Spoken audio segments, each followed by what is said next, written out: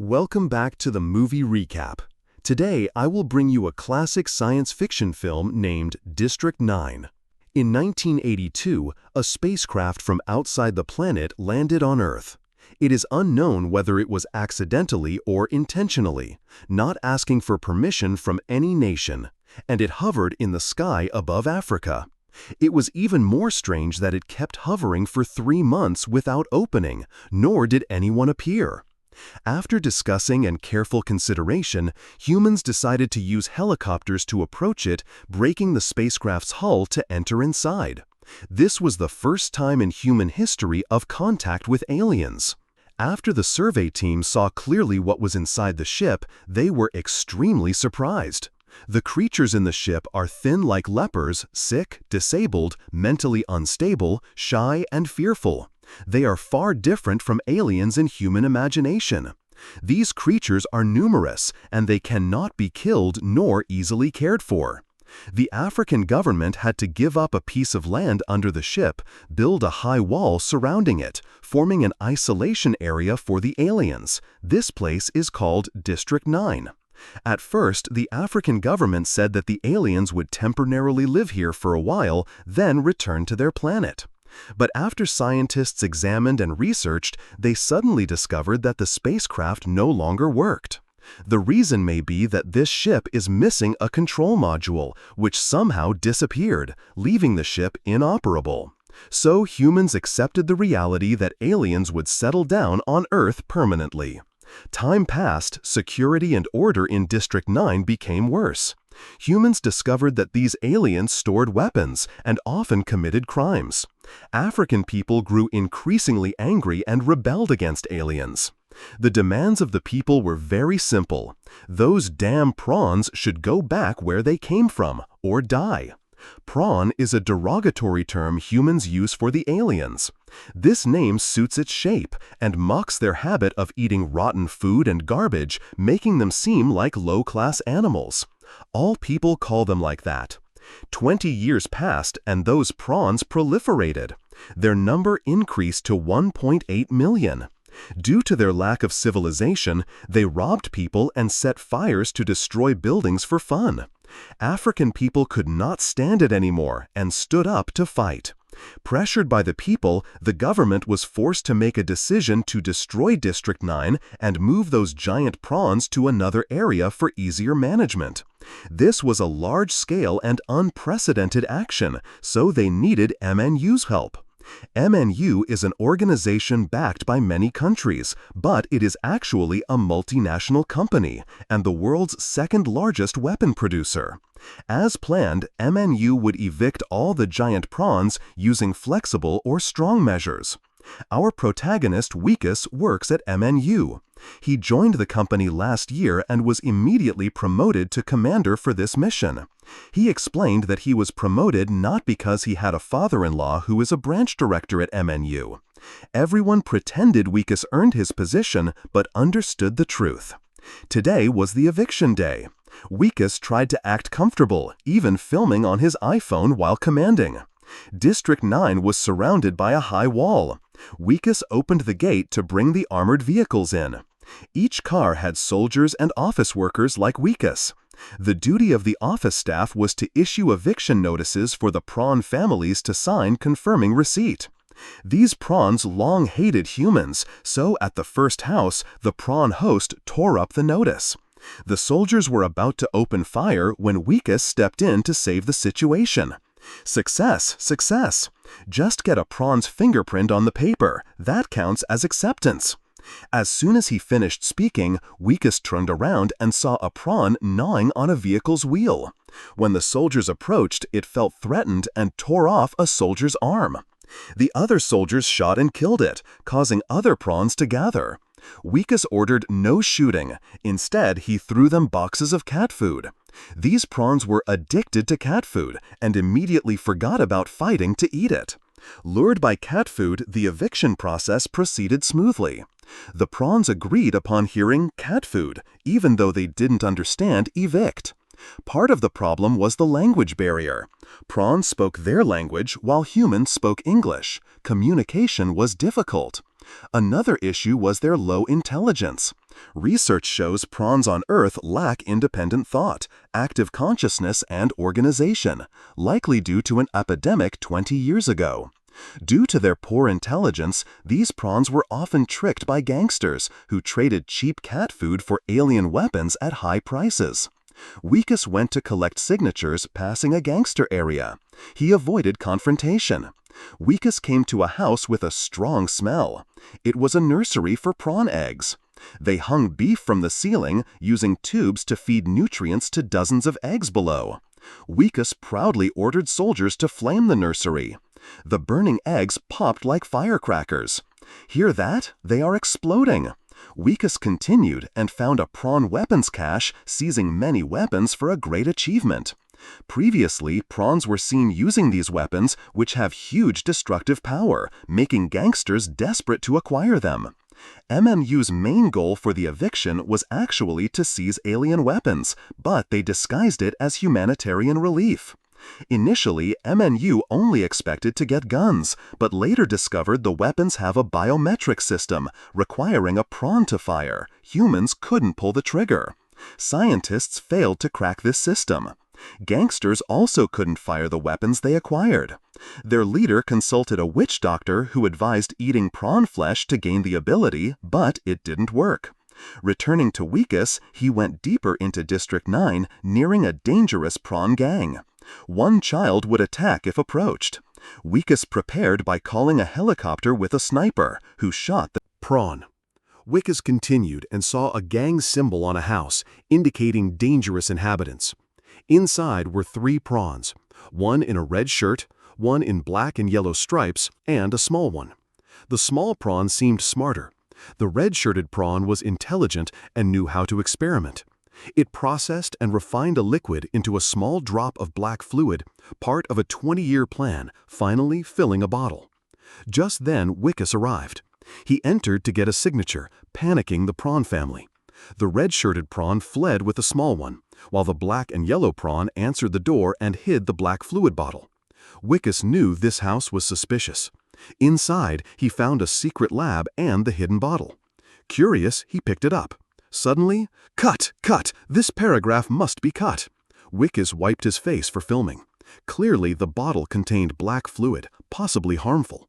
Wikus took it and found more weapons, delighting him. He called the helicopter while standing near the black and yellow prawn. See? The helicopter comes to handle you. The prawn, seeing danger, acted. The sniper killed it with one shot. But Wikus's left hand was slightly burned by an explosion, a minor wound. Wikus continued to the next house, coincidentally the red and small prawn's home. Wikus demanded a signature. The red prawn refused. Is this legal? I have the right to refuse. Wikus found him hard to trick and looked for violations. He entered and found stolen computer parts on the wall. Wikus laughed happily. As usual, this paragraph must also be cut. After working long hours, Wikus was exhausted and confronted the red prawn alone. Now you go back to rest. Later, he felt his eyes irritated. While eating, he bled from the nose. Am I sick? Wikus stayed at the company reviewing footage, but his fingernails started falling out. Some fell instantly. He felt unwell and hurriedly went home. His wife usually welcomed him, but today the lights were off. Wikus wondered until cheers erupted. Friends and relatives threw a surprise party to celebrate his promotion. Wikus felt tired and nauseous, but endured the congratulations. Not everyone was happy. His father-in-law scolded him. Today you killed many prawns. If this gets out, others will use it against us. If you can't handle it, let others do it. Their relationship was strained. Cursed, Wikus tried to cut the cake, but his vision blurred. After cutting the first piece, he vomited blood and collapsed. Wikus was rushed to the hospital. Doctors cut the bandage on his left hand to check the wound, but his hand was turning into a prawn claw. The doctor said he would call his wife, but outside he ordered guards to prevent her from entering. Wikus resisted but was arrested and taken to MNU's lab. Wikus woke surrounded by scientists. They searched him for the black fluid bottle, deemed suspicious, and took it for research. Stripped and restrained, Wikus asked why the lab had prawn specimens and what MNU was doing. Scientists ignored him. One said, "Check sensation," and used an electric drill on Wikus's prawn arm. Wikus screamed in agony. The scientists were satisfied. This meant the prawn arm had formed nerves connecting to his human body. Dizzy from pain, Wikus was taken to another room containing a pig carcass and an alien gun. He was forced to use his prawn arm to fire. Wikus refused, but scientists electrically stimulated his arm, causing it to spasm and fire. They succeeded repeatedly with different guns. Later, they tested on a live prawn. Wikus pleaded, but he had no rights. MNU saw him only as a trigger-pulling machine. They shocked him, forcing him to shoot the prawn. The results thrilled them. After the experiments, the lab manager reported the breakthrough to superiors. Wikus was the only human who could fire alien weapons, making him invaluable to MNU's global ambitions. However, his body was transforming rapidly. He would soon become fully prawn and lose value. MNU planned to harvest his organs, blood, and spinal cord before the transformation completed. Wikus saw his father-in-law in management and begged for help. His father-in-law was one of the few who spoke to him, but only said, "I know what to do," meaning abandoning him. He visited Wikus's wife, advising her to hand Wikus over to the scientists. Knowing he would die, Wikus fought back. He overpowered scientists and took them hostage. Soldiers valued the scientists' lives, so they let Wikus escape. After escaping, Wikus acted like a prawn, eating garbage, stealing clothes, and robbing phones. He demanded 7 hamburgers. Moose falsely claimed he got infected by having sex with prawns and warned others were at risk. People fled and chased him. He ran to a secluded spot, robbed a phone, and called his wife, but she didn't answer. He knew only District 9 was safe. Night fell. Wikus, ignoring Prawn's surprise, ran into an abandoned house. Cardboard was his blanket. He wrapped wire around his transforming arm, hoping to wake up normal. The next afternoon in District 9, Prawns woke early to scavenge. Wikus, extremely hungry, went to the slum market. Sellers were curious to see a human. Wikus found the meat unappealing and bought cat food. Prawns were addicted to it. Wikus ate it but spat out 2 teeth, a sign his transformation was near. Terrified, his phone rang. His wife called. Wikus tried to explain. "They lied about me having sex with prawns. I was just accidentally infected."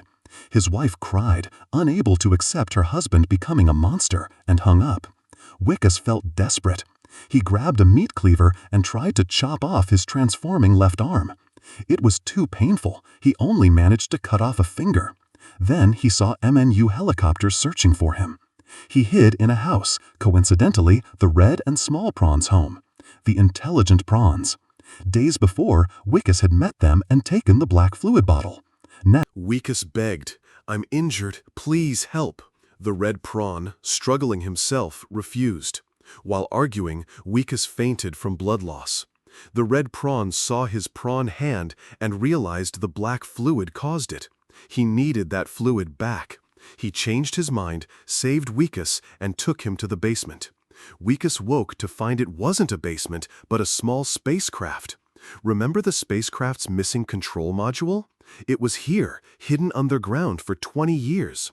The red prawn built the house above it. With this module, he could pilot the mothership away. He had planned this for years. The problem? The module needed fuel, the black fluid he'd made. But Wikus had taken it days before. Wikus recalled MNU took it in the lab. The red prawn punched his chest angrily. "That's it, I can't cure you." Wikus heard, "Cure me." The red prawn explained. The mothership had medicine. Returning to the control module could make Wikus human again. Wikus was thrilled and wanted to start. The red prawn reminded him the module couldn't fly without fuel. Wikus thought making more fluid was easy, but learned it took 20 years of collecting space junk to refine one bottle. They had no time. They realized they must retrieve the bottle from MNU.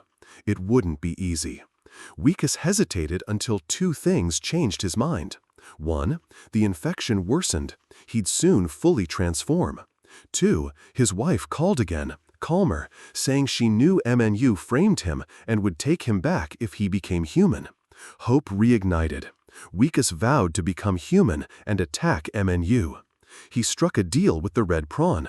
Wikus would retrieve the fluid. The red prawn would then fly away and return in 3 years to cure him. To arm himself, Wikus went to the slum gangsters who had alien weapons but couldn't fire them. They weren't traitors. Seeing Wikus changing, they tried to cut off his prawn arm for their own use. Wikus panicked, accidentally firing an alien weapon. He fought the gangsters, escaped, and took many weapons. Ready, the plan began. Wikus and the red prawn blasted through a wall towards the MNU lab river entrance. Wikus didn't want casualties, telling the red prawn not to fire. But, unexpectedly, Wikus' shots were non-lethal. Security used rubber bullets, but soldiers fired live rounds. Wikus fired wildly. One shot somehow killed. Alien weapon auto-targeting? Trapped in a sealed room, the red prawn used alien tech to make a bomb, blasting a hole to escape.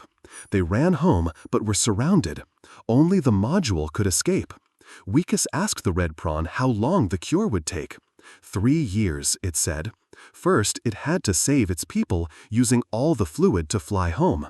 Wikus was furious. This wasn't the deal. He couldn't wait 3 years. He attacked the red prawn. The small prawn, inside the module, didn't know. The module started. Soldiers arrived, captured the red prawn, and interrogated him. He refused to talk. They decided to kill him. Wikus, though conflicted, couldn't let him die. After an hour of cursing, he turned back to save the red prawn. Both ran for the module, attacked by soldiers. Wikus, in the alien mech suit he found earlier, fought them off. A sniper hit him twice, but Wikus killed the sniper.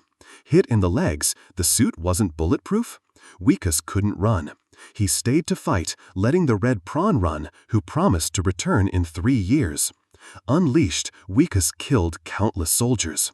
While Wikus fought, the red prawn remotely activated the mothership. A power surge covered the city. Dormant alien tech activated, including battle armor the gangsters had but couldn't use.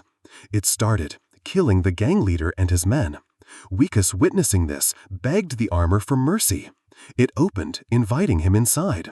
The small prawn controlled it remotely, thinking Wikus could pilot it. Wikus, desperate, entered. The armor synced with him. Soldiers surrounded them and captured the red prawn, intending to interrogate or kill him. Wikus, not wanting the red dead, fought through soldiers to save him. They ran for the module. Along the way, soldiers attacked. Wikus fought them off, struggling against a skilled sniper who hit him twice. Wikus killed the sniper. Hit in the legs again, he stayed behind to hold off soldiers, letting the red prawn run ahead, who again promised to return in 3 years. After Wikus was distracted, he was overwhelmed. Risking his life, he killed many. While Wikus fought, the red prawn contacted the mothership. It opened a beam. The damaged module couldn't fly, but could be beamed up. A soldier fired a rocket at the ascending module. Wikus shot it down, sacrificing the mech suit's left arm to save the red prawn. He still had his right arm, but the soldier was out of rockets. Wikus mocked him, but another soldier rammed his legs, making him fall. Wikus looked up. The red prawn returned to the mothership. His mission complete, he could save himself. Unfortunately, soldiers still chased Wikus. His suit destroyed, he was blasted out. Wikus protected himself with his transforming arm. Perhaps increasingly prawn-like, he still hoped to be cured. He didn't realize he'd already lost his human status. The soldier who ran out of rockets saw how injured Wikus was. He decided to kill Wikus and take him for surgery. Then, prawns from District 9 arrived, looking at the soldier with hatred. The long feud with MNU made their protest unsurprising. The soldier couldn't fight back and was torn apart. Wikus, seen as a fellow prawn, was safe. Wikus looked up to see the mothership lifting off. This event shocked not only the prawns, but also South Africa and the world. It was the first time the ship activated in over 20 years. Everyone watched it, not knowing if it fled, sought rescue, or would return with force. No one knew Wikus's whereabouts after the battle. Some thought MNU captured him. Others didn't care since he wasn't human. The world moved on. MNU moved all prawns to a new area, District 10. Their numbers grew to 2.5 million, posing greater danger. As the program ends, we see Wikus's final video log. In it, he was happy, talking with his wife about potatoes and calling her his angel. His wife never betrayed him. She still missed him but couldn't contact him. After Wikus disappeared, she found a strange metal rose outside her house. She silently believed her husband made it. Meanwhile, a prawn sits on a dump, making a metal flower, waiting to give it to his love. The film's ending shows Wikus has completely turned into a prawn, indistinguishable from others. His mind is still human, but he trusts no one. Perhaps his experiences taught him hiding and waiting for the red prawn's return in 3 years is best. Unfortunately, this movie aired in 2009. To this day, the red prawn hasn't returned. District 10 remains. Years have passed. How did Wikus live through those 3 years? Today's video is over. Thank you for watching. If you find it interesting, don't forget to subscribe to the channel and watch my other videos. Goodbye and see you again.